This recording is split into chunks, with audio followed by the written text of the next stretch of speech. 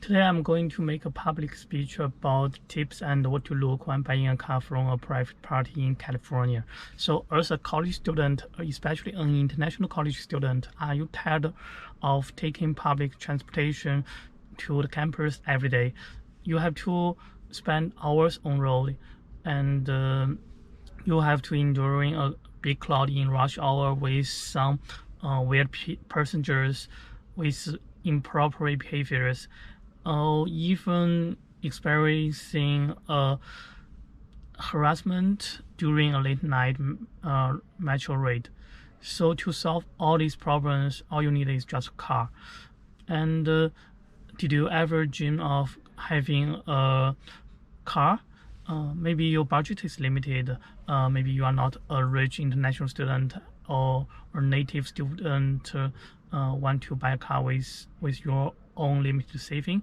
Regardless of different reasons, you decided to buy a car from a private party instead of a dealer, and to avoid tons of dealer's fee. Then you should pay close attention to the following speech, because I'm going to share with you a lot of tips and questions about it.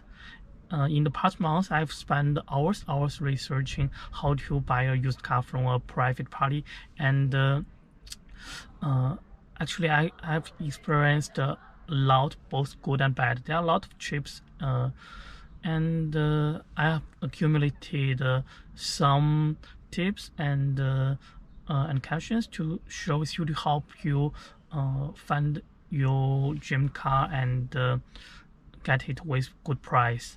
So to buy a used car, to check the condition of the car, there are a lot of steps, and there are 4 steps today I'm going to show you with details and questions. The first one is about Carfax, and the second one is about test driving. The third one is about mechanical inspection, and the last one is about paperwork and the final mixed deal.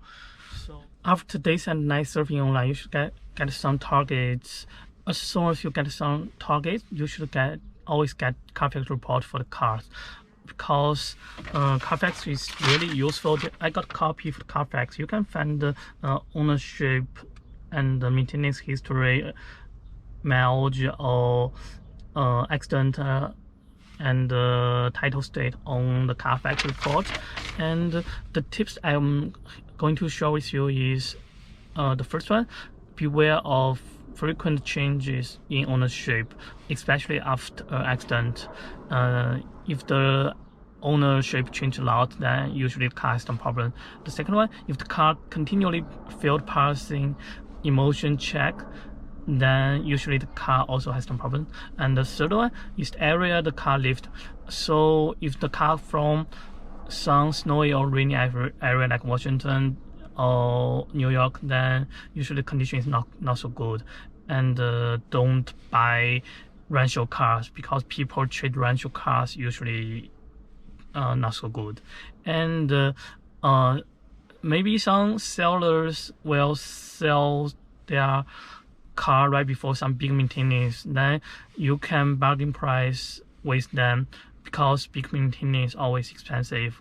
And after going through the Carfax report really detailed and carefully, you can make a appointment with sellers to for test driving.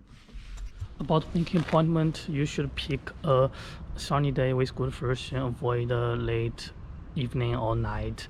And about location, if you can, you should meet with seller at his home, because it's easier for you to find him again if the car has any problem. And about the inspection, you should I show you a tip with paintings. You can get a tool to test the thickness of the painting. If some part is replaced or repainted, usually that the painting of that part is thicker than the original. And always beware of the tire and the brake, and always check the engine bay area and different fruit level. If any fruit level is extremely low, then usually there's some problem with it, maybe linking or something. And about the interior, you don't forget to check the AC condition. If the if the condition is not cool enough, then maybe the AC compressor has some problem. And if you can, you should get a OBD2 scanner to test the onboard computer to see any trouble code. If there are some serious trouble code, you can avoid car early. And if everything is good, then we should good to do the test driving. So for the test driving, you should turn off all radios and musics to make the car as quick as possible. And you should be aware of any abnormal sound of the engine, and don't forget to test the suspension and the brake system also. If everything above is fine, then we can talk about car inspection. I always suggest you find an independent mechanic to do inspection. Although some people will skip this step to save money, but a good mechanic can always help you find some problem of the car, and you can use the report to bargain price with the seller. If the car has some serious problem, then you can avoid the car early. And after going through the Carfax, the test driving, and the car inspection, you finally decided to buy the car, then you should really be aware of the documents of the car.